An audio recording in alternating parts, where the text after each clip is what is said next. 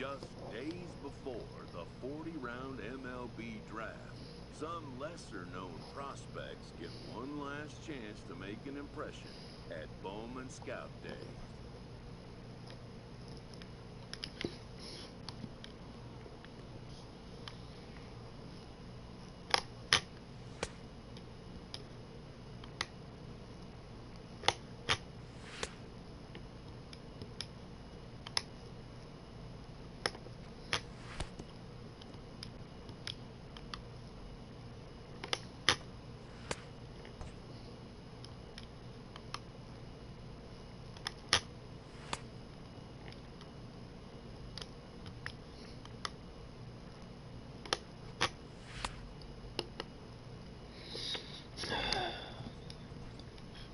이게 터치 왜 할까 이랬다 그래.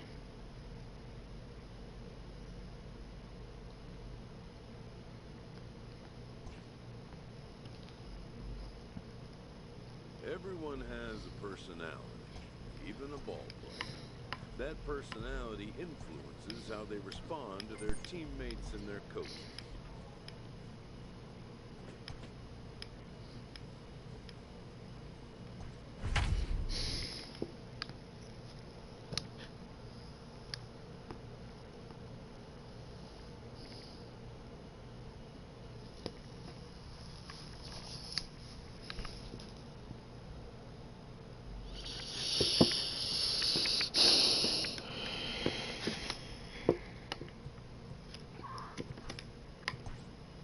Play ball. Ball 4. Take your base.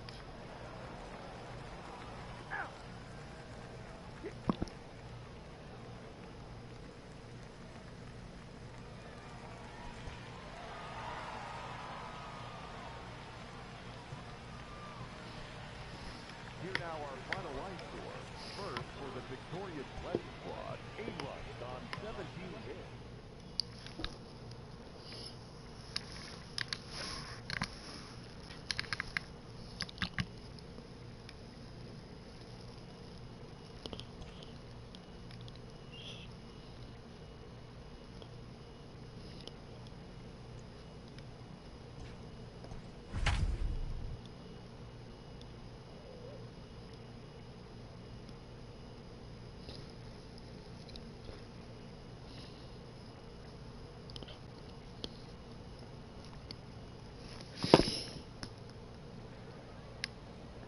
Afternoon baseball here on the show. One game for each team is in the books, and now it's on to day 2, and we've got a good matchup ahead between the prospects from the Eastern Seaboard and the prospects from the Central region. Standing in, Sylvester Sams, and we are ready for some daytime baseball. In there, and it's 0-1. First pitch, 105. And here's a curveball in the dirt that time for a ball. 1-1. Now the pitch. Forecast high calls for 80 degrees, but we're at 76 here at opening pitch. And a little off to begin the afternoon as it's to 3-1 now. Good job to work the count and put himself back in the driver's seat. Started off with 1 strike, and now he's got the count in his favor, 3-1. 3-2 now. And he lays off.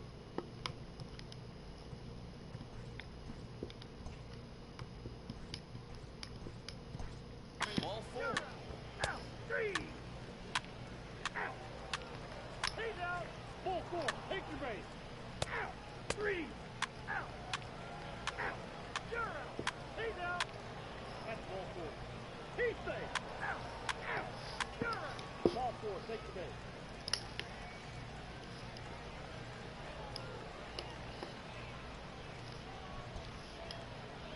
Well, in hindsight, it was the right choice to let the setup guy stay in the game and finish this thing. I wasn't so sure before, but the results sure speak for themselves. 4-0.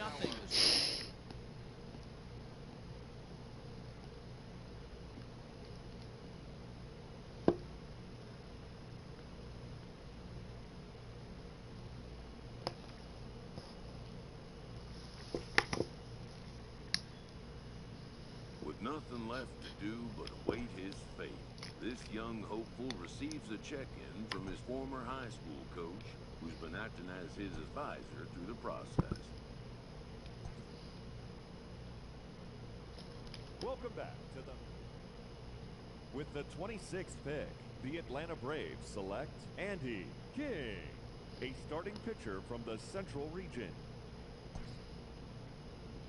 After a long and lonely first 2 days of the MLB draft, this player's wait is finally over. While being selected is a major milestone, new draftees still face long odds of ever making it to the big leagues.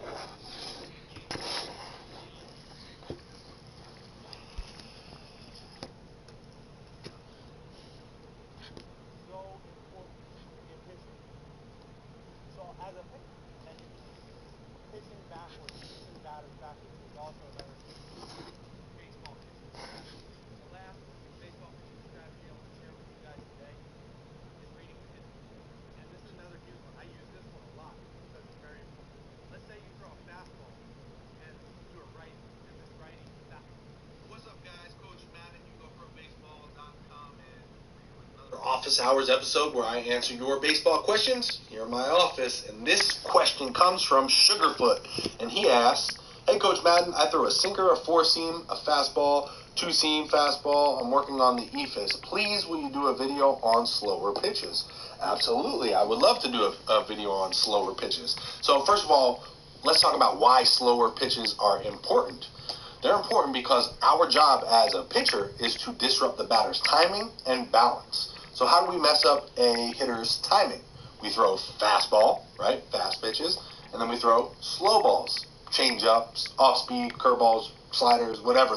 We'll throw all of those pitches into the slower pitch category, okay? So a fastball and then a slow ball. That's how we mess up their timing, because if they're sitting on one speed or looking for one speed and we keep throwing that speed, we're not going to be able to mess up their timing. But if we mix that up and they don't know which one's coming, then we can mess up their timing. How do we mess up their balance? We could throw those pitches, those different pitches, different speeds of pitches, in, out, up, down, right? That's how we mess up their balance. If we bust a fastball in, right, they're not going to be digging in there ready to get that low and away changeup, right? So we're messing with their balance right there. The opposite goes if we throw that low pitch first and then we bust them in, we're really screwing with them, right? So that's our job basically as a pitcher, is to mess up their timing and balance. And if we can do that as pitchers, we're going to be successful. Now, everyone throws a fastball, I'm assuming, either a four-seam or a two-seam. You said you throw a two-seam. Do you throw a four-seam as well? Yeah, you throw a four-seam and a two-seam and a sinker. But you need, you're working on the EFIS and you want to know more slower pitches. Okay, so you got an EFIS. Let's talk about, how about we talk about one breaking ball and one type of changeup, okay? So my favorite breaking ball is going to be a slider. I used to throw a slider. It was kind of a slurve, okay? You can call it whatever you want as long as your catcher knows. Don't yeah for me. No, I'm watching what the best pitcher to use and what this guy's saying. I'm making a whole new pitcher because the bullshit.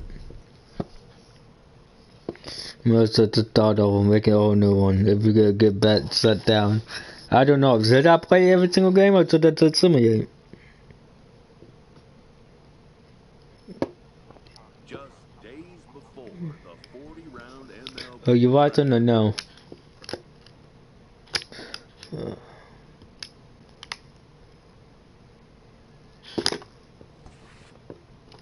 I don't want to do all this. Quit. You said simulate one more time. Watch to get, because every moment's on this game. Everyone has a personality, even a ball player. That personality influences how they respond to their teammates and their coaches.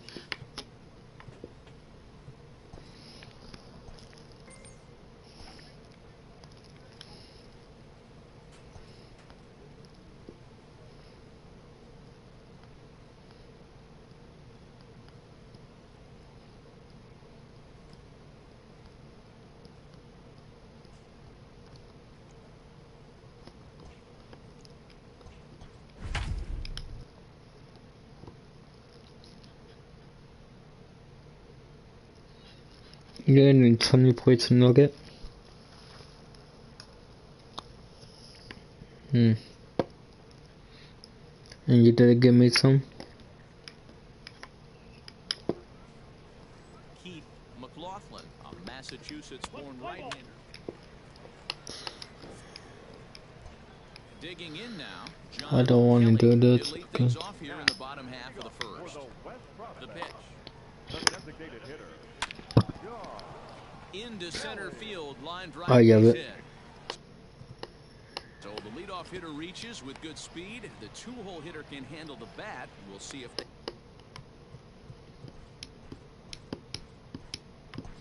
have a play on it. Out. Three. You're out. Three. Out. Ball four. Take the base. Out. He's out. Out. Three. Out. He's out. You're out. Ball four. Take your base. Three. Out. He's safe. A single run good enough to do it today. 1-0 the final score. The West Prospects came through when it mattered in the ninth on the way to the win. James. Ah, the club is starting to piss me off.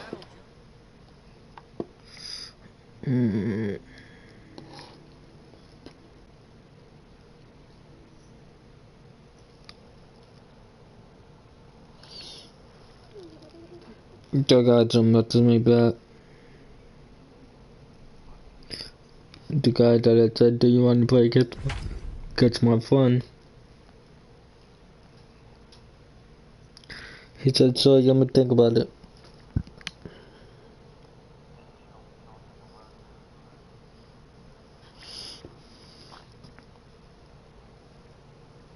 Afternoon baseball here on the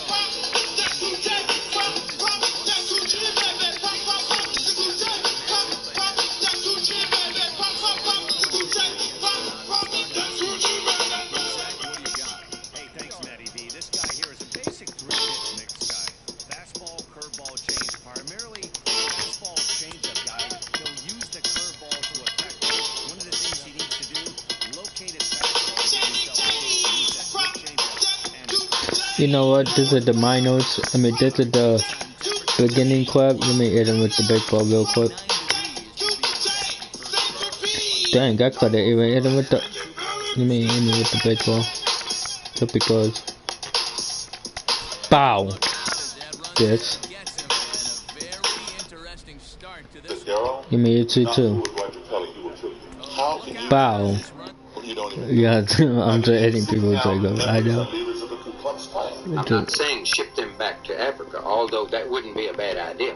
Ku Klux Klan, an unashamedly extreme right-wing sect with one fanatical aim, white supremacy. The secretary set up an interview with Roger Kelly, but didn't tell him Davis was black. He comes in, a handgun in his holster. This is an ambush. My mind is racing 100 miles an hour. My eyes locked with Roger Kelly's eyes. I feared for my life. This guy, his name was Roger Kelly, and I managed to get his address and phone number from someone on the condition that I not tell Mr. Kelly where I'd gotten it. He said, Daryl, do not go to Roger Kelly's house. Roger Kelly will kill you. I gave my secretary the phone number for him. I wanted her to call him as opposed to me. I figured, well, he might pick up in my voice. Should I pick what team I get drafted to, or should I just... So she called him. Because I can either have a team of mine, or I could just play ball and they could just draft me whoever. Mary and I got there super early. I gave Mary some money to get some soda pop out of the machine, put it in the ice bucket, get it cold. I wanted to be hospitable. Ticket, please. Able to offer Mr. Kelly when he arrived a cold beverage. I'm dead. No Yankee picked me up. I'm not mad. Was he gonna freak out? Was he gonna attack me? I'm really not mad. Right on time, 5:15. You'd say how young I'd stay though. Mary hops up, runs around the corner, opens the door. And you say 78? Back here where you could not see me from the hallway. In walks what is known as the Grand Nighthawk, means bodyguard, security. He's wearing military camouflage. It's the black man that went to the KKK rally. Right here, and right here he has and we're undercover. A handgun in his holster. He comes in. Mr. Kelly is walking directly behind him. Oh my God! I already know how this works. And they're like looking all around the room. Yeah, I knew what was up. You know, they're thinking they must have knocked on the wrong door, or this is an ambush. And I stood up and I went like this to show I had nothing in my hands. And I walked forward. And I said, "Hi, Mr. Kelly." I put my hand out and said, "I'm Daryl Davis." Mr. Kelly says to me, "Mr. Davis, do you have any form of identification?" I said, "Sure." So we got into this. This black man bold the crowd going to a KKK rally. You know, he would answer questions or say, "You know, I'm going to talk about that or whatever." A little over an hour into this interview, there was kind of a strange noise. I'm like, and we all jumped. And I knew that Mr. Kelly had made that noise. But I didn't know what the noise was. I'd never heard a noise like that, so I couldn't explain it. Automatically, I assumed it to be a threatening noise, an ominous noise. Almost instantly, I popped up out of my chair. I slammed my hands on the table. My mind is racing 100 miles an hour. I'm hearing the voice that told me, "Daryl, do not fool with Roger Kelly. He will kill you." And I'm thinking, what did I just say? What did I just do to cause Mr. Kelly to go off and make some kind of weird noise? I was not armed. My secretary was not armed. The only person that I knew for sure who was armed was an Nighthawk. I feared for my life. My eyes locked with Roger Kelly's eyes. I didn't say a word. I didn't have to. Because my eyes were speaking loud and clear. In fact, my eyes were shouting so loud at him, he could hear my eyes. My eyes were saying to him, what did you just do? But guess what? His eyes were saying to me, what did you just do? Right? Well, Mary, she's sitting on top of the dresser. She realized what happened. The ice in the bucket next to her melted, and the cans of soda fell down the ice. That's what made the noise. And then it made it again, and we all began laughing. We all began laughing at how ignorant we all were. I'll say this was a teaching moment. The lesson taught is ignorance breeds fear. We fear those things we don't understand. If you do not keep that fear in check, that fear in turn will breed hatred. If you do not keep that hatred in check, that hatred in turn... Oh my gosh, I get it. Cannot just be drafted. I mean drafted in the MLB. I get it, yes. I thanked him very much for his time. I shook his hand. He wished me luck. He even gave me his plan card. He said, keep in touch. He and the Nighthawk left. On my way back down the highway to my house, I said to Mary, I said, you know, I rather like Roger Kelly. She like jumped almost in the car, but he hit it on the ceiling. She said, well, he doesn't like you. I said, yeah, I know. Now understand something. I did not respect what Mr. Kelly had to say. However, I am going to keep in contact with him. I would call him when I had to play a gig up in Frederick, Maryland, or that county. Say, hey man, I'm playing, wherever. Come on out. He'd come. He'd bring the Nighthawk, and he'd come down to my house. And the Nighthawk would sit on my couch next to him. Sometimes the Nighthawk would get bored and pull out his gun and just like twirl it on his finger while Mr. Kelly and I are talking. Now, here's a man who did not like me, who felt that he was superior to me, but yet he would sit at my dining room table and eat with me. Or we would go out and have lunch for dinner. So this went on for a couple of years. By the end of a couple of years, he was coming down to my house by himself. No Nighthawk. He trusted me that much. He began inviting me to his house. I'd go to his house. I would see his Klan den, where he would have his Klan meetings, things like that. I picked some more notes from my book. Then he began inviting me to Klan rallies. The strange relationship of a KKK wizard and his black buddy. They talked and talked some more. Davis learning about the Klan, Kelly learning about Davis. We get to know one another and we do different things, It hasn't changed my views about the Klan, because my views on the Klan's been pretty much cemented in my mind for years. Mr. Kelly and I would continue our conversations even after my book came out. Over time, that cement that he talked about, that held his ideas together in his mind, began to get cracks in it. He began questioning some of his thinking based upon the conversations that he had with me. And then over more time, that cement crumbled and fell apart. And then a few years back this way, Roger Kelly quit the Ku Klux Klan.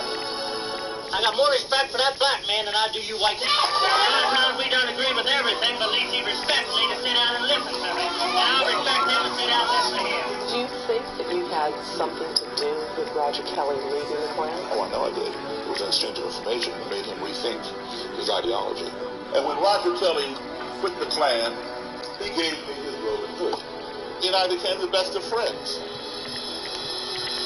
Two men became friends with a Ku Klux Klan member. You can't say that. All this came through conversation, through talking. When I first began interviewing Klan members, they felt I was inferior. I had nothing to offer in terms of my opinion. But then over time, as the relationship developed, slowly but surely they began asking me questions. That was the first clue that the tide was turning. Oh, all of a sudden, my opinion matters. Let's see where this is going. As a result, active Klan members have renounced that ideology. And in doing so, they turn over their badge of honor, their uniforms, their swastika flags. So thank you.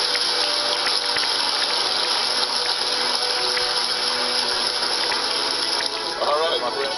Somebody violated their oath. So, what do you think about your parents belonging to these organizations? I think it's fine. So now both daughters are in the Klan. And their father, he got sentenced to 10 years in a federal prison. So I thought, you know what? I'm going to call Tina, the mother. She hit the roof. Wanted to know, how did I get her phone number? What did I want? Blah, blah, blah. I said, Tina, shut up and listen to me for a second. I drove them out to their father was in prison, so they could visit him. And nobody in the Klan had ever done that for them before. And so they had a turnaround. Well, my little girl came a long way. You know, no thanks to her father and I. We really did our best to destroy our kids. And I do believe God does work through people, other human beings, and he most certainly uses Daryl Davis as an instrument because that man has touched a lot of lives. How many members of the KKK strong?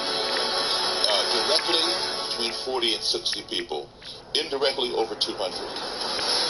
People tend to feel comfortable around things with which they're familiar.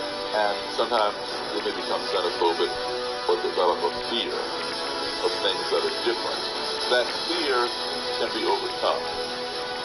If they go beyond that fear and develop a hatred, that's harder to overcome. We're not so naive as to think that everybody is going to change. No. There will be people who will go to their graves being hateful, violent, and racist. But if somebody is willing to sit down and talk with you, there's an opportunity to plant a seed.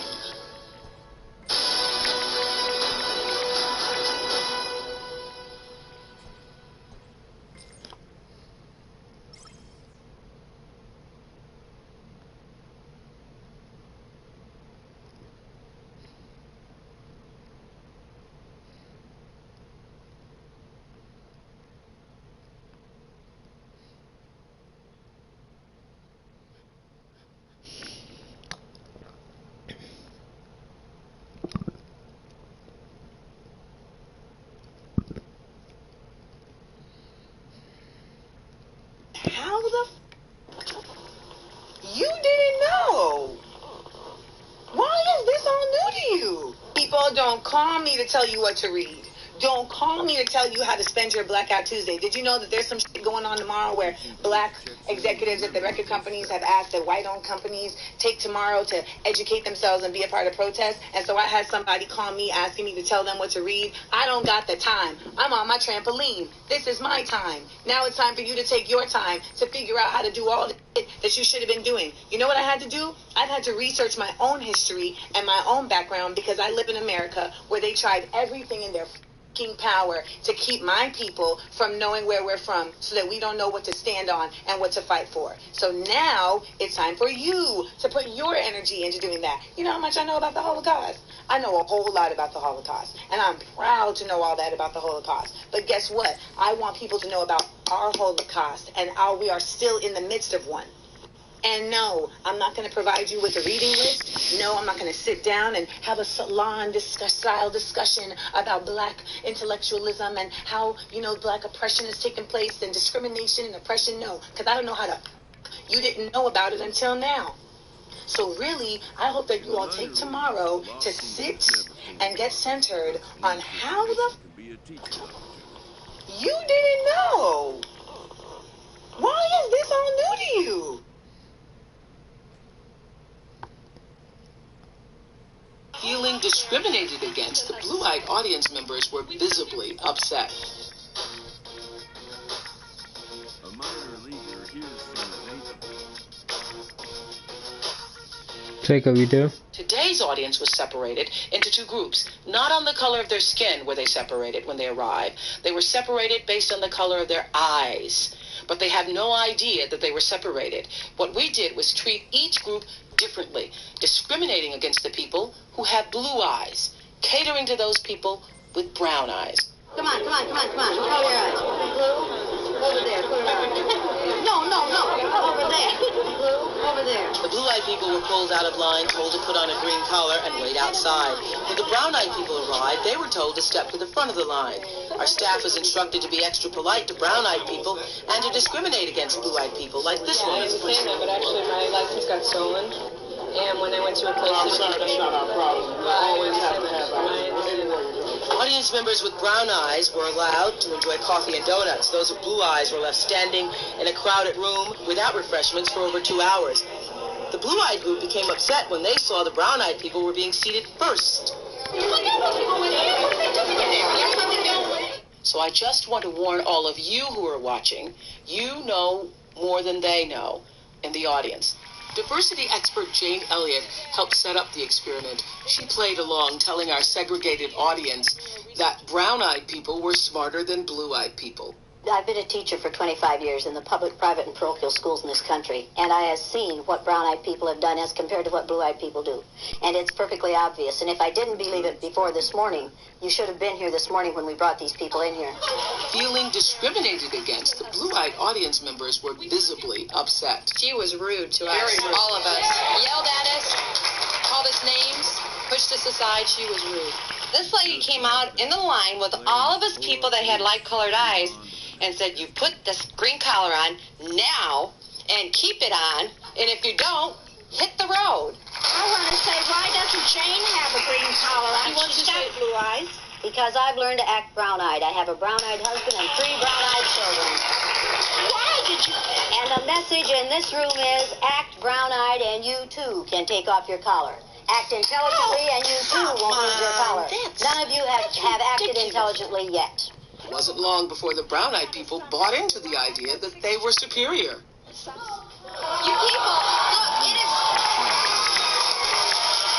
People, I had a girlfriend in school who was blue-eyed. She was so stupid. She was always copying off of my papers. These people were so rude and so noisy today, we couldn't hear ourselves even talk. It was ridiculous. Eventually, the audience figured out the show was really about race. And he was so angry, he took off his collar way on early. Yeah, we need to talk about that, taking off the collar. These people can take off their collars, and then nobody knows what color their eyes are from a distance. How many of you people of color can take off the collar that we have put on you? How many of you can take off your color?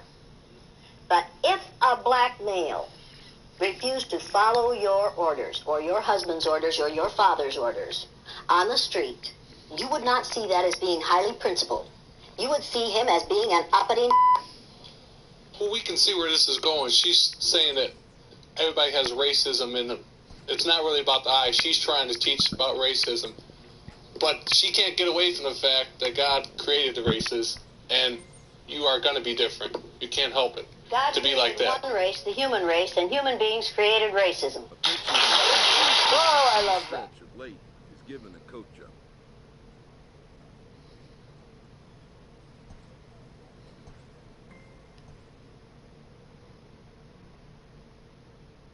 This team's pitchers are being challenged to ask more of themselves.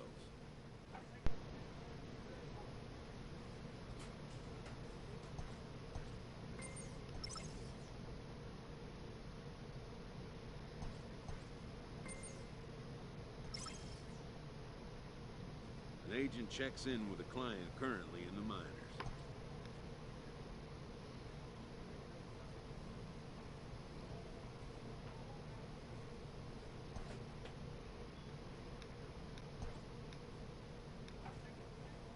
A coach offers guidance to a developing player.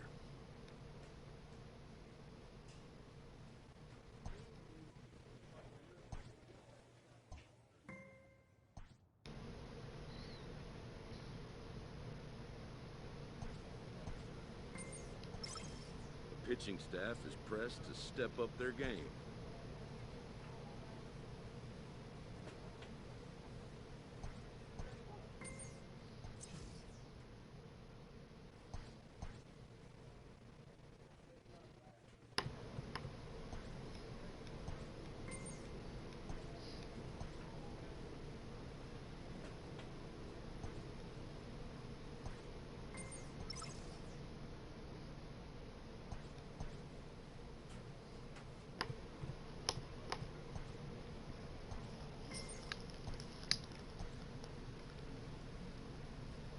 The pitcher is confronted with a less than stellar stat.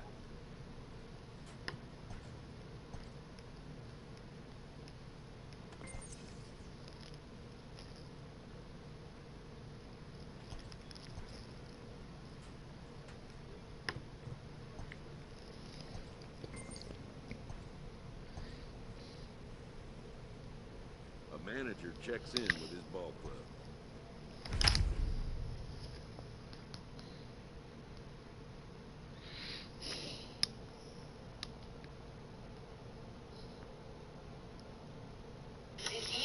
Rating 1 to 10. Oh my Lord, baby, you got a 20, not no 10, sweetie. Look at the head. Let me rub the head. 1 to 10. Oh my God, you know what he play on? What? Oh my God, yes. Yo. Oh Lord, yes, baby. You get a 22. Oh Jesus. Oh yes. Oh Lord, my grandson bust my heart, showing me all these fine men with these bald heads, and y'all so fine. You get a 22, sweetie. What you rate him?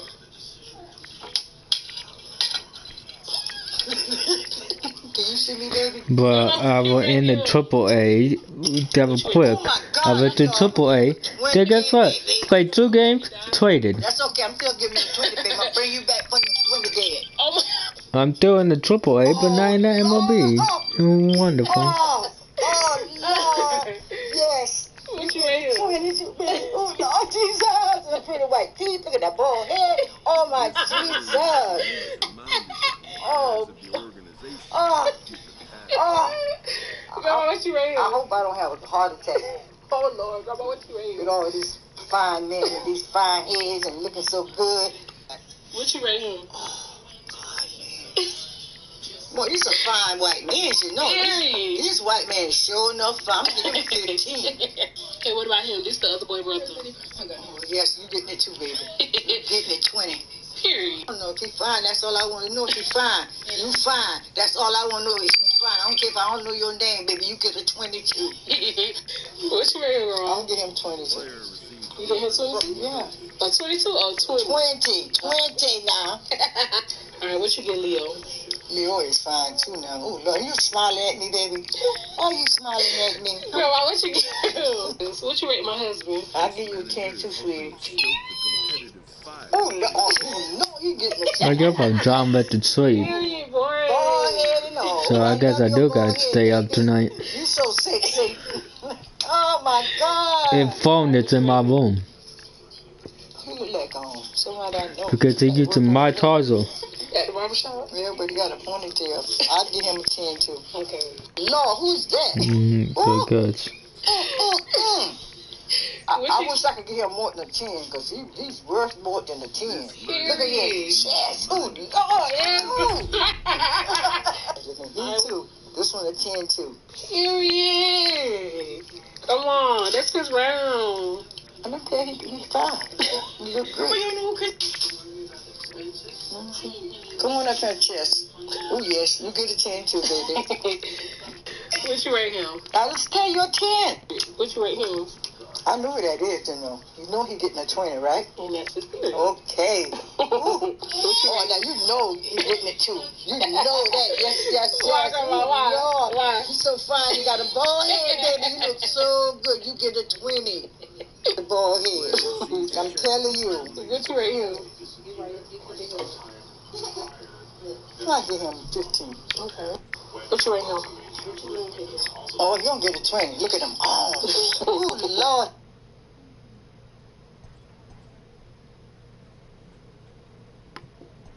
Are you done up or going to sleep? If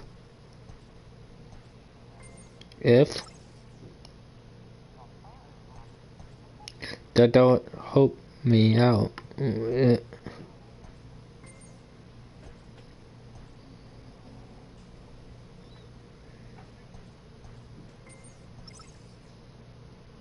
the minor leagues, a lost season is never. Oh my God! With the club it. But I gone to that guy sending it. I've been sending it for.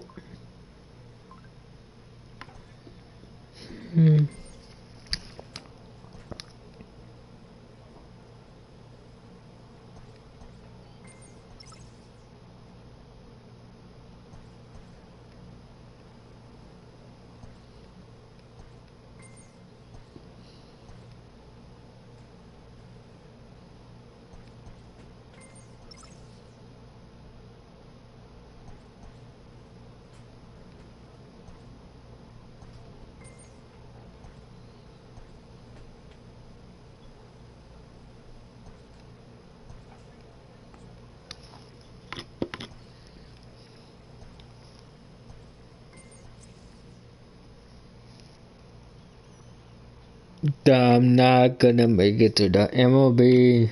That I'm not gonna make it to the MLB.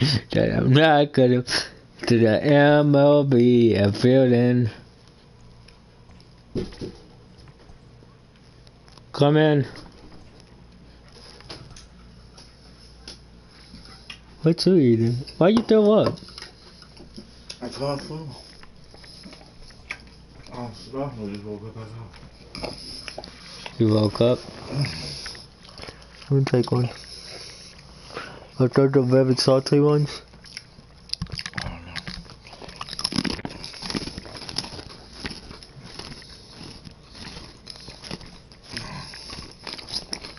Hmm.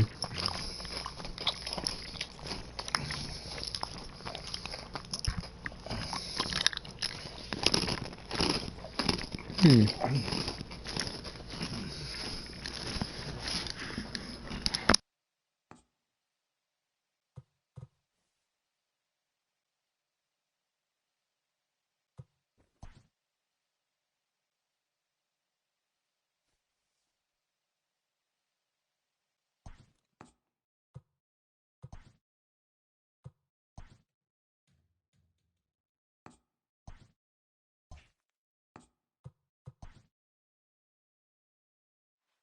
A manager checks in with his ball club.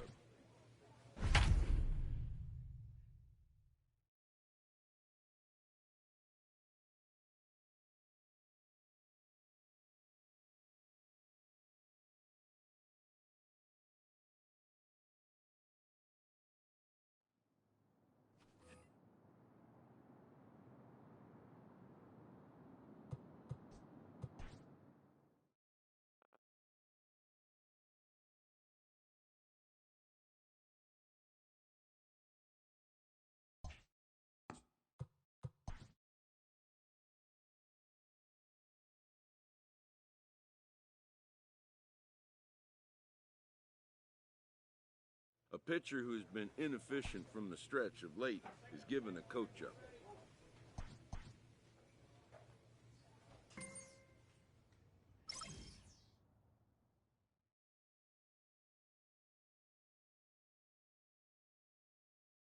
A manager checks in with his ball club. Are you almost done eating? You want back on the Warriors? The player receives the check. Down or not?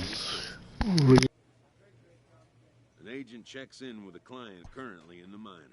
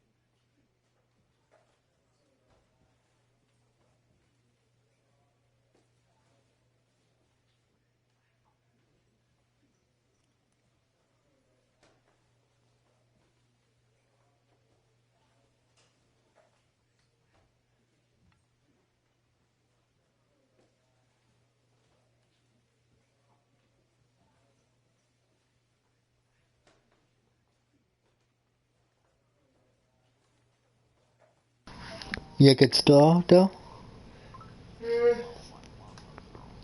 Taking a pee. Taking a pee. Bow, bow.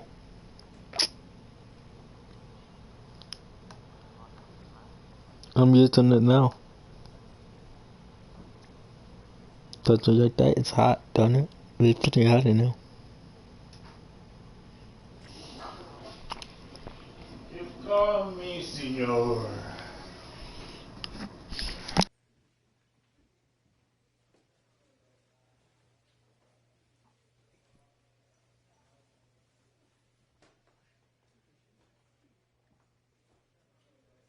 Hold on. You nasty. Far the way out. You nasty. When you call me senor. Ooh la la la. Ooh la Do you hear him? la la. Check up. What you doing, pal? When you call me senor.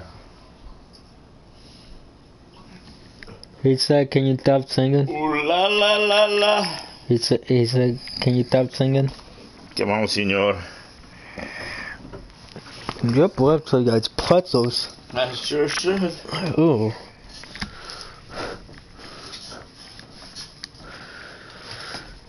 You should give me the headache pill. Do we got one? Advil? You should. Tylenol? Advil? Oh, what to do that? I don't know. Oh, you got issues. But you know you got issues. You wanna play? No. No. You going downstairs or you going in your room? Yeah, gotta go downstairs.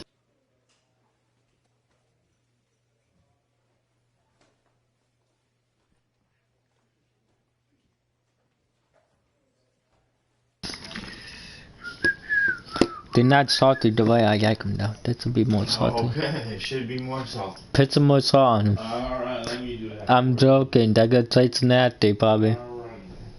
But bring it out. Okay, you wanna play the warrior, Jacob? Come on. So they can tackle the black man again. They were raping you, Jacob. There I. Wait. Oh, can I do it after the season? This minor league team was reminded that the Okay, after the season. How many we got? Get some that's simulating. I'm afraid to organize it. Oh my god, you dropped me back down. Oh. You know what? We're playing this out.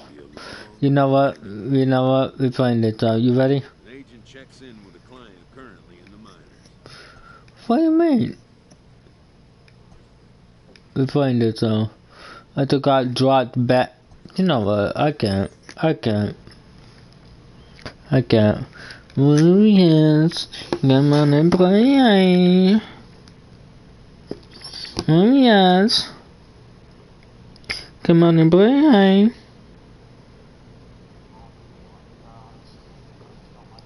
Why?